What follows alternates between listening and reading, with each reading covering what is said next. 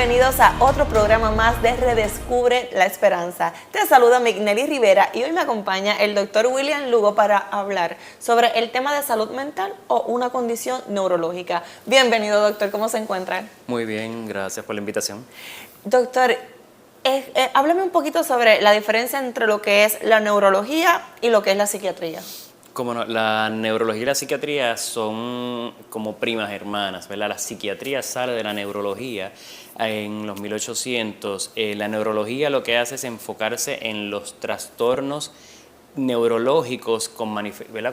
Como por ejemplo pudieran ser los derrames, pudiesen ser debilidades musculares, y ve cómo el cerebro, el cordón espinal, manifiesta unas condiciones, ¿verdad? Fisiológicas que las podemos ver: debilidad, no puedo caminar, no siento algo. La psiquiatría, lo que nosotros hacemos es que correlacionamos esos hallazgos en el cerebro con el comportamiento. Así que, ¿verdad? Por ejemplo, todos los psiquiatras, cuando cogemos nuestra certificación, nuestro Board Certification, los psiquiatras, 60% del examen es psiquiatría y 40% del examen es neurología. Los neurólogos es al revés, ¿verdad? Pues 60% neurología. Yeah. Y lo que se enfoca es, ¿verdad?, en las manifestaciones físicas. Nosotros vemos el cerebro y vemos las manifestaciones en el comportamiento. Así que, pues, ¿verdad?, cada cual sabe un poquito del otro, pero obviamente pues los neurólogos se especializan más en unas manifestaciones físicas y nosotros entonces en la parte del comportamiento, pero sí, ambos nos complementamos. ¿Y la salud mental no siempre es una condición neurológica o sí?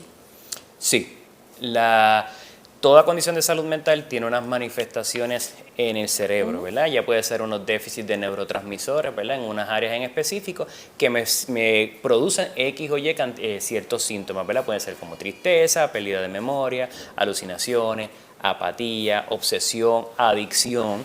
Así que nosotros lo que hacemos, esos hallazgos en el cerebro, los correlacionamos con el comportamiento. La neurología lo que te dice es, pues, tienes estos hallazgos, por eso tienes esta debilidad, ok, por eso tienes este problema, por eso tienes problemas de visión, de audición o al caminar. Háblame un poquito sobre la demencia y el Alzheimer. Okay. La demencia, como comúnmente le conocemos, o los trastornos neurocognitivos, es como una sombrilla enorme, ¿verdad? Y aunque la más conocida es el Alzheimer, ¿verdad?, está los trastornos neurocognitivos y se dividen en los mayores y en los menores, ¿verdad? En los mayores está el Alzheimer. El Alzheimer es un tipo de demencia, ¿verdad? Hay varios tipos de demencia. Tenemos las demencias vasculares, que son las demencias vasculares cuando las personas tienen derrames cerebrales, afectan áreas del cerebro y esas áreas se mueren. Entonces esas áreas se mueren, van a tener un efecto en el comportamiento de la persona, ¿verdad? Puede ser problemas de memoria, comportamiento. Tenemos las demencias por Parkinson, ¿verdad? Los pacientes de Parkinson, constantemente por los medicamentos y el progreso natural de la condición, terminan desarrollando demencia. También tenemos demencias por condiciones médicas, ¿verdad? Tenemos demencias por hipotiroidismo. Los pacientes de hipotiroideos que no se tratan pueden tener una sintomatología que simula lo que es una demencia. También tenemos demencia, aunque ya está bastante poco común, aunque recientemente tuvimos un caso, demencia por sífilis, ¿verdad? La sífilis ataca el cerebro y obviamente pues produce estas dificultades en memoria y lo que presenta. Y entonces está la demencia de Alzheimer, que es una acumulación de unos ciertos tipos de proteínas en el cerebro que afectan la funcionalidad de esa área con las manifestaciones que tienen. Así que pues nosotros tenemos los trastornos neurocognitivos mayores, que son bastante severos, difíciles de tratar, y los menores, que son un poco más sencillos. También nosotros los dividimos, las demencias, como las reversibles y las irreversibles, ¿verdad? ¿Cómo ustedes las clasifican? Bueno, el hipotiroidismo es reversible, ¿verdad? Porque si yo te doy hormona tiroidea, te estabilizaste y estás mejor. Las infecciones son reversibles. La demencia, ¿verdad?, por encefalitis, como por herpes, se puede tratar y mejora.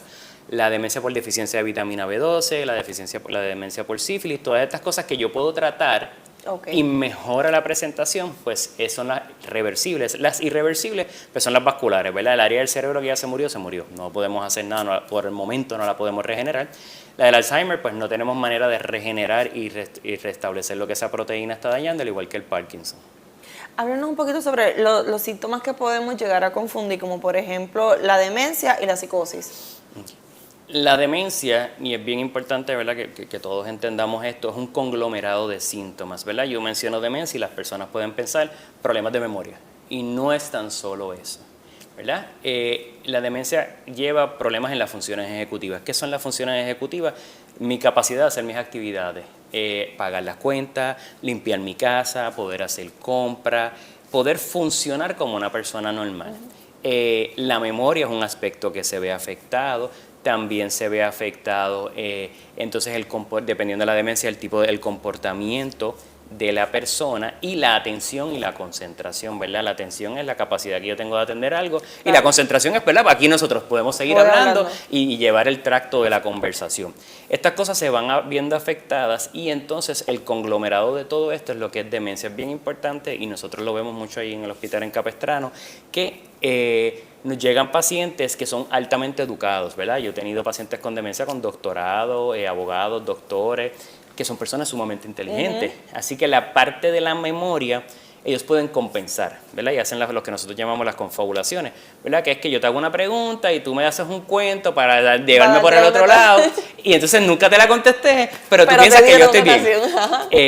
Y entonces, pues, estas personas inteligentes, entonces pues hay que hacerle pruebas de discernimiento, ¿verdad? Que nosotros tenemos, está el MOCA, está el FAB, diferentes pruebas que vamos viendo estas dificultades que las personas presentan y es bien importante, ¿verdad? Y los familiares que se pregunten esto, mamá, papá, abuelo, abuela, ¿en la realidad está bien o es que yo le pago el agua, yo le pago la luz, yo le pago el celular, yo limpio la casa, yo le cocino y él lo que tiene que hacer es levantarse y existir? Así que estas cositas son bien importantes entenderlas porque eso es lo que es demencia, no es tan solo se me olvidan las cosas y las tengo que preguntar 4 o 5 veces.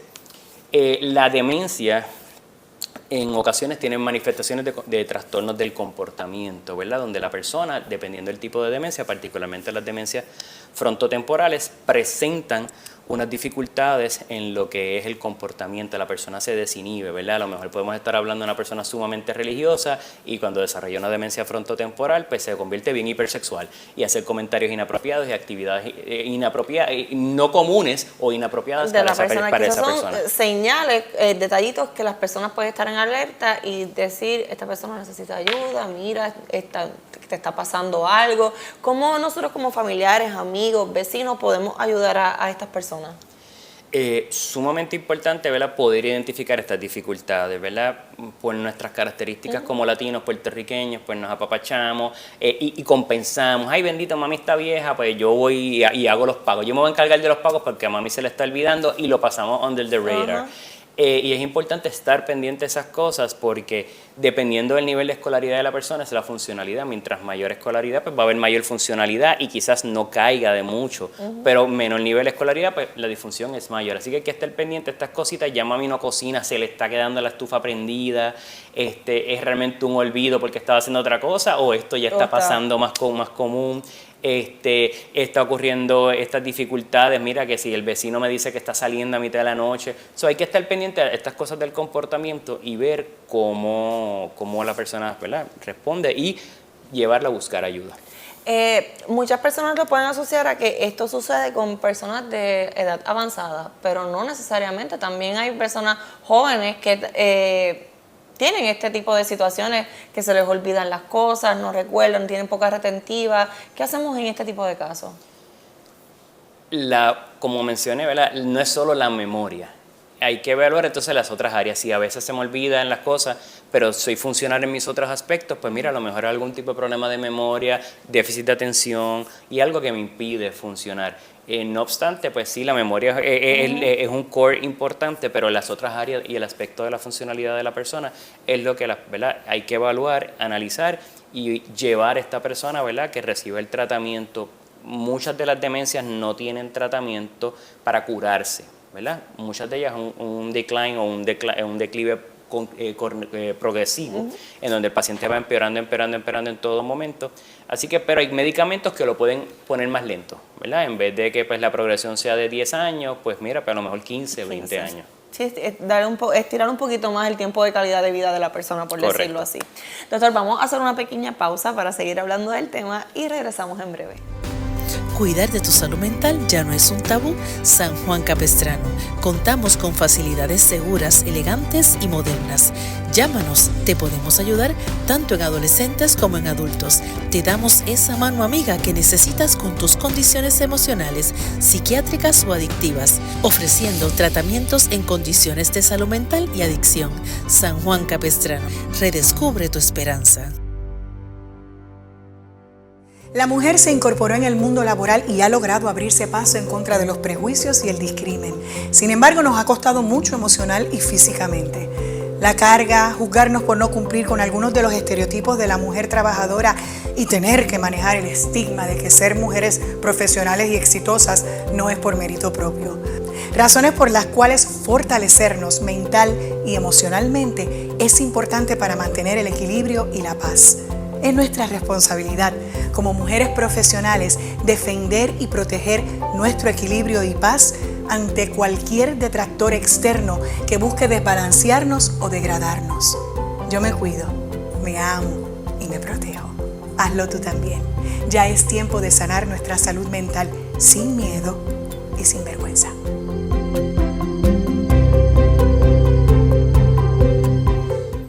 Y estamos de regreso a Redescubre tu Esperanza con el doctor William Lugo, quien es el director médico del Hospital San Juan Capistrano y que tiene unas especialidades. Háblenos un poquito sobre esas especialidades, doctor. Pues sí, obviamente soy psiquiatra, ¿verdad?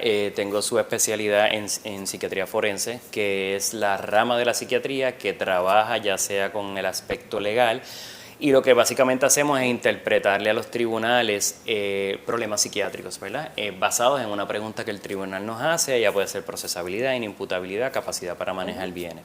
Y la otra especialidad, subespecialidad que tengo es en consultoría y enlace, que lo que hago es bien similar, ¿verdad? Después de hacerlo me di cuenta que estoy haciendo lo mismo en diferentes, pero le explico la psiquiatría a médicos, ¿verdad? Okay. Médicos tienen pacientes que presentan alguna problemática que ellos entienden que es de índole psiquiátrica, pues me consultan y la manejamos y trabajamos a esos pacientes, ¿verdad? Como por ejemplo evaluaciones para trasplante, evaluaciones para cirugías bariátricas, evaluaciones de pacientes hospitalizados y colaboramos con las especialidades médicas para un buen manejo de la condición psiquiátrica que probablemente afecta a la física.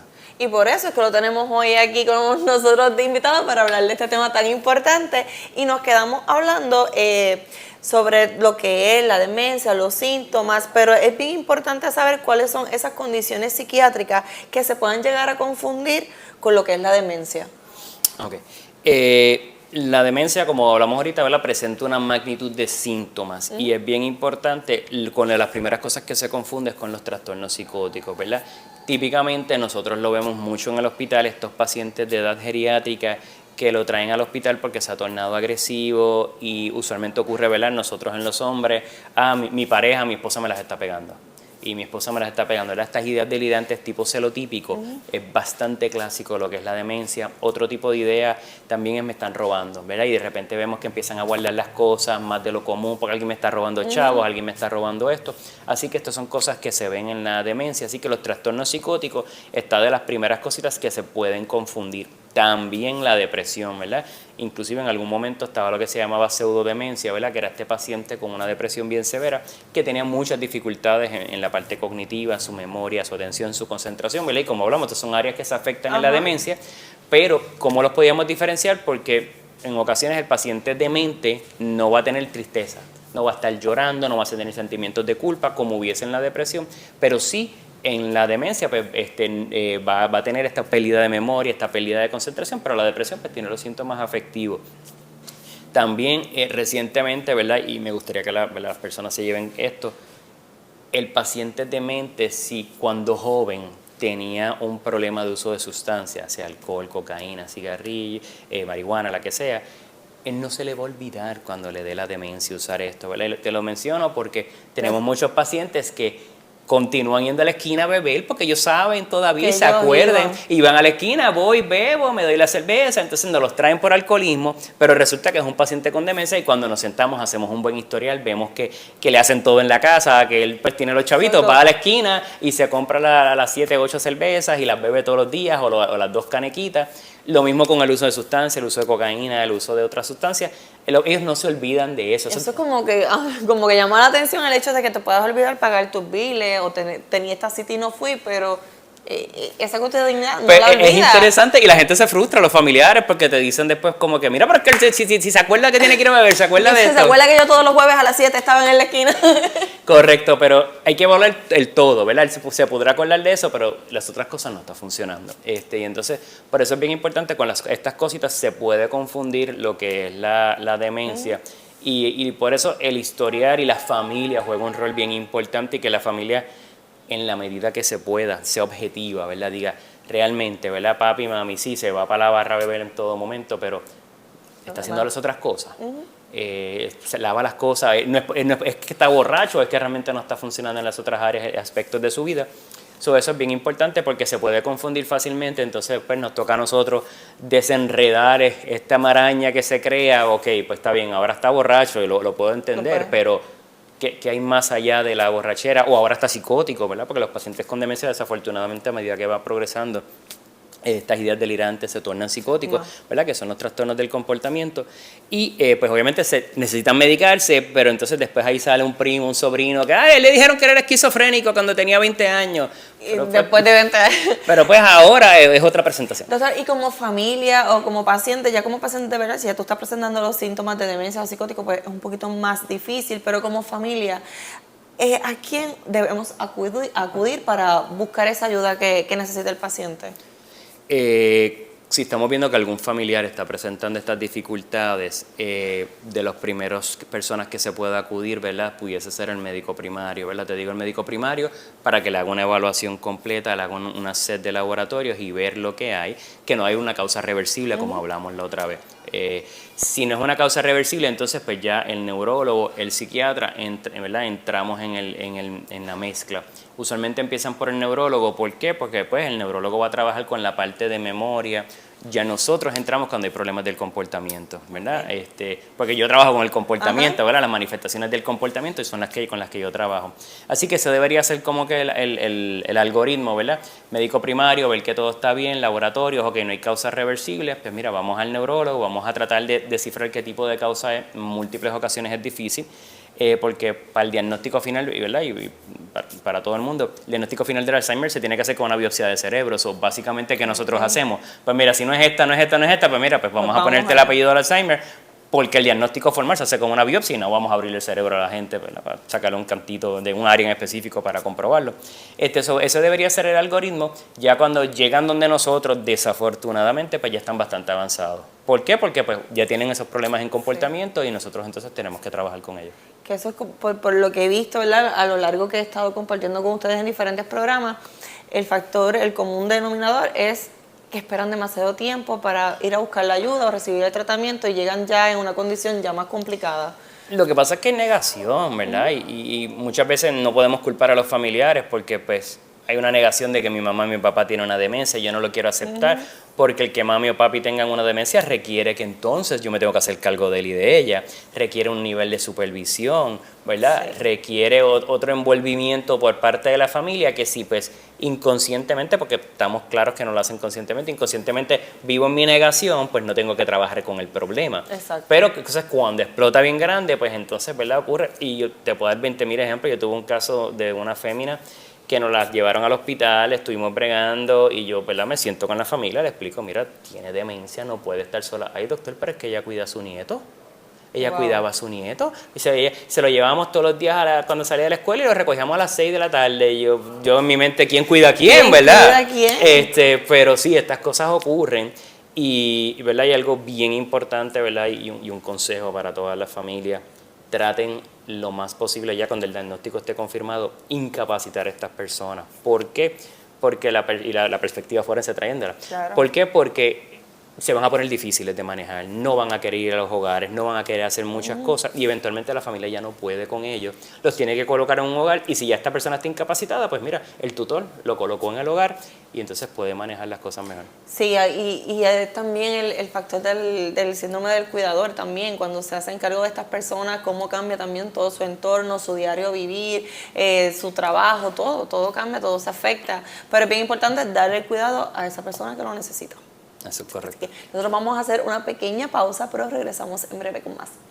Desde pequeños nos enseñaron que los hombres son fuertes, que no deben llorar. ¡Ya para adelante, muchacho! ¡Fíjate eso! ¡No seas débil!, nos decían. Pero todos enfrentamos momentos difíciles, porque antes de ser un hombre, soy un ser humano. Y entender que debo buscar ayuda es muestra de valentía y responsabilidad. Deja ya los estigmas. Si sientes que ya no puedes más, por favor, que no te dé vergüenza. La salud mental es una necesidad, no es un defecto. Es un acto de valentía. Ya es tiempo de sanar nuestra salud mental, sin miedo y sin vergüenza.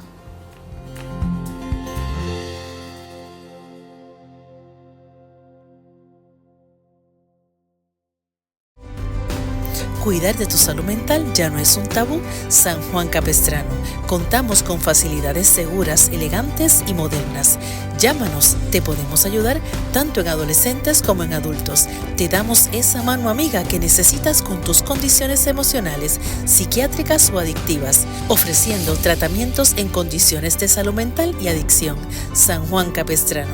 Redescubre tu esperanza. Y estamos de regreso a tu programa Redescubre tu Esperanza y continúo con el doctor William Lugo. Doctor, antes de irnos a la pausa, tocamos el tema del cuidador. Yo quiero hablar un poquito más sobre eso, porque no se habla mucho sobre lo que sufre el cuidador cuando está a cargo de estas personas con este tipo de condiciones.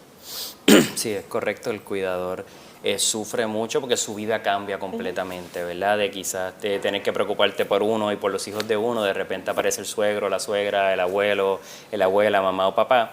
Y es drenante, ¿verdad? Ustedes imagínense en tener una persona que 25 veces te pregunte lo mismo, pero ¿quién tú eres? Pero mira esto, pero lo otro, ¿verdad? Resulta frustrante y por más amor y cariño que uno le tenga a esa persona, ¿verdad? Eventualmente pues somos humanos y les contestamos mal.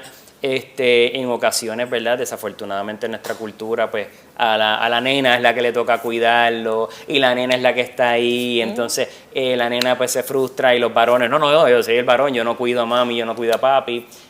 También tenemos los hermanos que se desaparecen, ¿verdad? Y entonces se queda este cuidador solo, más nadie aparece porque todos están muy ocupados. No, pero tú estás incapacitado, tú puedes cuidarlo, tú tienes tiempo. Sí, y qué difícil es esa parte cuando tú ves familias grandes que son hasta 13, 14 hermanos y solamente 1, 2 de esos hermanos son los que se hacen responsables del cuidador y los demás van un día a la semana, 5 minutos, ven a la persona y se van.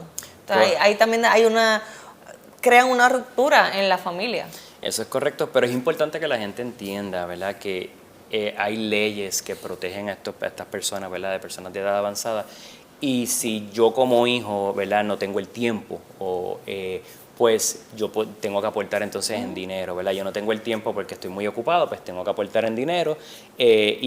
Mucha familia no lo quiere hacer, ¿verdad? Llevar a sus otros hermanos, primos, sobrinos al tribunal, pero es que después uno se quema, ¿verdad? Claro. Estás ahí, no hay más nadie, te quieres coger unas vacaciones, entonces ¿con quién la dejo? ¿Cómo puedo hacer algo? Te invitan a alguna fiesta, un party, no puedo dejarla sola o dejarlo solo.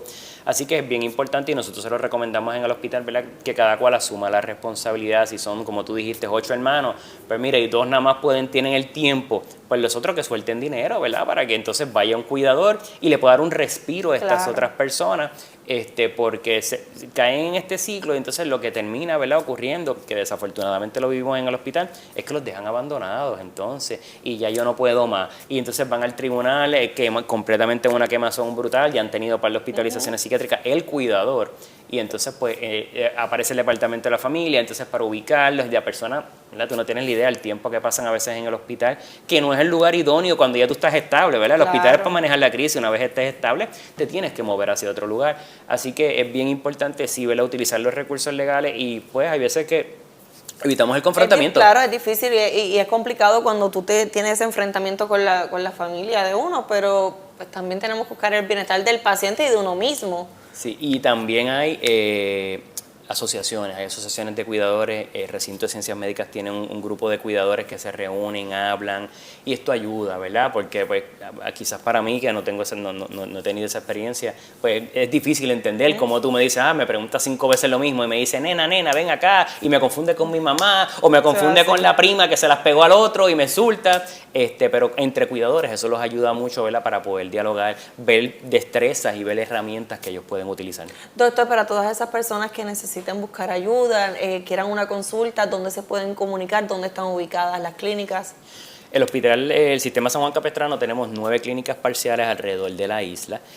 Además tenemos un hospital, ¿verdad? Nuestro hospital base, que es en el área de San Juan / Trujillo, ahí casi en la guardarraya. ¿Verdad? Contamos con el hospital con 172 camas. Tenemos unidades especializadas solamente para varones, para féminas, unidades mixtas. Tenemos también unidades de medicina adictiva para pacientes ya un poquito más psicóticos, más agudos. Atendemos desde 6 a 99 plus, 99 plus, y trabajamos con ellos, ¿verdad? La importancia que las personas entiendan que lo que trabajamos en el hospital es estabilización, ¿verdad? Nos dejamos regir, ¿verdad? Por lo que es la ley de salud mental, que una vez el paciente, ¿verdad?, ya no es peligroso, pues entonces pues hay otros niveles de cuidado que se pueden proseguir, que ahí vienen nuestras clínicas parciales, ¿verdad? Que también entonces el paciente recibe tratamiento, ya el paciente está más estable, lo mandamos para las clínicas parciales donde los van a llenar de herramientas para trabajar con sus problemas, ¿verdad? Porque bien importante, sacando la demencia aparte, quizás la esquizofrenia, la bipolaridad, las otras condiciones psiquiátricas requieren de tratamiento psicológico para uno poder trabajar las situaciones, porque si yo tuviera una pastilla que te resuelva los problemas... Sería billonario. Qué maravilloso sería. Ustedes, televidentes, si quieren algún tipo de información, pueden buscarlo a través de las redes sociales. También en pantalla aparecen los números de teléfono. Doctor, yo le agradezco por sacarle su tiempo y estar nuevamente con nosotros hablando de este tema tan importante. Y yo me despido de ustedes. Será hasta la próxima.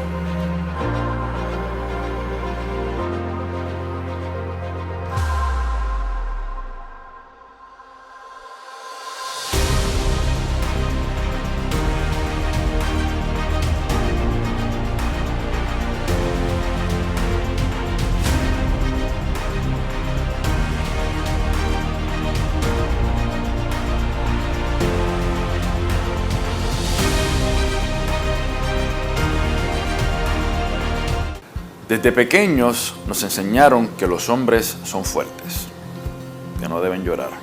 ¡Ya para adelante, muchacho! ¡Fíjate de eso! ¡No seas débil!, nos decían.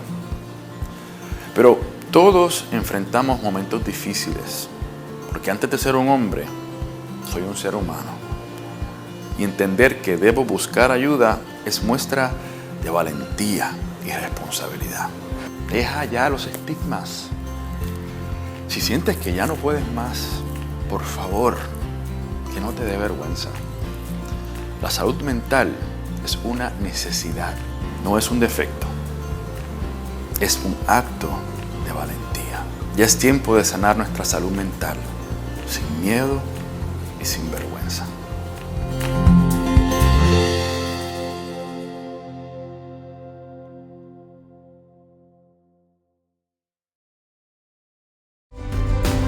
Cuidar de tu salud mental ya no es un tabú. San Juan Capistrano.